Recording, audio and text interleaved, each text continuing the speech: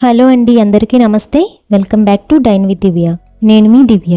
శ్రావణ మాసం వచ్చేసింది. వరలక్ష్మి వ్రతం, శ్రావణ శుక్రవారాలు, మంగళవారాలు, అన్ని పండుగలకు అమ్మవారికి నివేదించడానికి పర్ఫెక్ట్ అయిన సేమియా పాయసం ఈరోజు చూద్దామండి. కేవలం పావు లీటర్ పాలతో 15 నిమిషాల్లో గుడిలో చేసినంత రుచిగా, చల్లారిన తర్వాత కూడా గట్టిపడకుండా పాయసాన్ని ఇంట్లోనే ఎలా తయారు చేసుకోవాలో చూపిస్తున్నాను. తక్కువ పాలతో తక్కువ ఇంగ్రీడియంట్స్తోని అద్భుతమైన రుచిగా చాలా బాగుంటుంది. సో మరి ఇంకా లేట్ చేయకుండా ఈ సేమియా పాయసం ఎలా తయారు చేసుకోవాలో చూసేద్దాం. ఈ సేమియా పాయసం చేయడం కోసం ముందుగా ఒక పాన్లోకి 1 టీ స్పూన్ వరకు నెయ్యిని వేసి వేడి చేసుకోవాలి. నెయ్యి వేడయ్యాక ఇందులోనే 10 నుంచి 15 వరకు జీడిపప్పులను వేసుకోండి. వీటితో పాటు 10 నుంచి 15 కిస్మిస్లను కూడా వేసుకుని లో ఫ్లేమ్లో గోల్డెన్ కలర్లోకి వచ్చే వరకు వేయించుకోండి. ఒక 2 నిమిషాలకి జీడిపప్పు కిస్మిస్లు ఇలా గోల్డెన్ కలర్లోకి వచ్చాక వీటిని ఒక బౌల్లోకి తీసేసుకుని కాసేపు పక్కన పెట్టేసేయండి.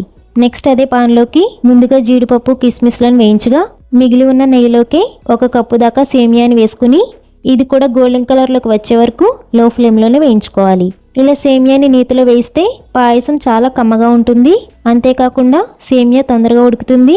అలాగే ఉడికిన తర్వాత కూడా పొడి పొడిగా ఉంటుంది. ఇలా ఒక 3 నిమిషాలకి సేమియా చక్కగా వేగి రంగు మారాక ఇందులో సేమియా తీసుకున్న కప్పుతోనే 2 కప్పుల వరకు వాటర్ని పోసుకుని ఒకసారి అంతా కలుపుకోవాలి.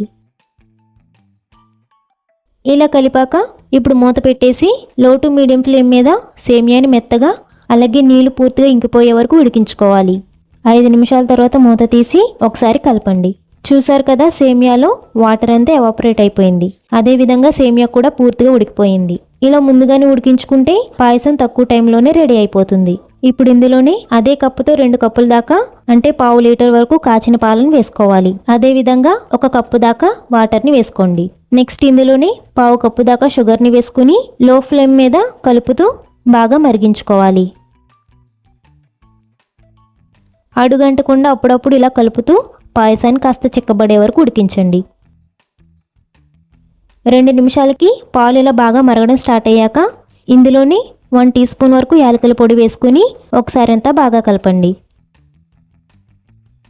నెక్స్ట్ ఇందులోనే వేయించి పెట్టుకున్న జీడిపప్పు కిస్మిస్లను కూడా వేసుకోవాలి. అదేవిధంగా 1 టీ స్పూన్ దాకా నెయ్యిని వేసుకోండి. ఇంకా పాయసం రిచ్గా క్రీమీగా ఎక్కువ స్వీట్నెస్ రావడానికి 1/2 టేబుల్ స్పూన్ దాకా మిల్క్ పౌడర్ని కానీ కండెన్స్డ్ మిల్క్ని కానీ వేసుకుని పాయసం కాస్త చిక్కబడేలా కలుపుతూనే ఉడికించుకోవాలి. మిల్క్ పౌడర్ కానీ కండెన్స్డ్ మిల్క్ కానీ ఆప్షనల్ మాత్రమే అండి. మీకు నచ్చితే వేసుకోండి, లేదంటే స్కిప్ చేసేయండి. ఒక 2 మినిట్స్కి పాయసం కన్సిస్టెన్సీ ఈ విధంగా ఉండాలి. మరీ చిక్కగా ఉడికిస్తే చల్లారాక ఇంకాస్త దగ్గర పడిపోతుంది. సో ఉడికించేటప్పుడు కాస్త పలుచగా ఉండేలా ఉడికించుకుంటే సరిపోతుంది. ఇప్పుడు ఫ్లేమ్ ఆఫ్ చేసేసి సర్వింగ్ బౌల్లోకి ట్రాన్స్ఫర్ చేసేసుకోవడమే. ఈ కొలతలతో నేను చెప్పిన టిప్స్ని ప్రాసెస్ని ఫాలో అయ్యి చేయండి. పర్ఫెక్ట్ సేమియా పాయసం మీ ఇంట్లోనే రెడీ అయిపోతుంది. ఈ శ్రావణ మాసంలో అమ్మవారికి నైవేద్యంగా సమర్పించి ఆ తర్వాత మీ ఇంట్లో అందరితో ఆనందంగా షేర్ చేసుకోండి. అంతేకాకుండా ఇంట్లో ఏ చిన్న ఈవెంట్స్ ఉన్నా ఈ సేమియా పాయసాన్ని ఒకసారి ట్రై చేయండి.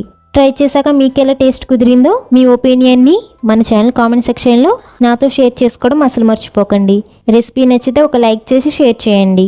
నెక్స్ట్ రెసిపీ ఏం కావాలో కింద కామెంట్ బాక్స్లో నాతో పంచుకోండి.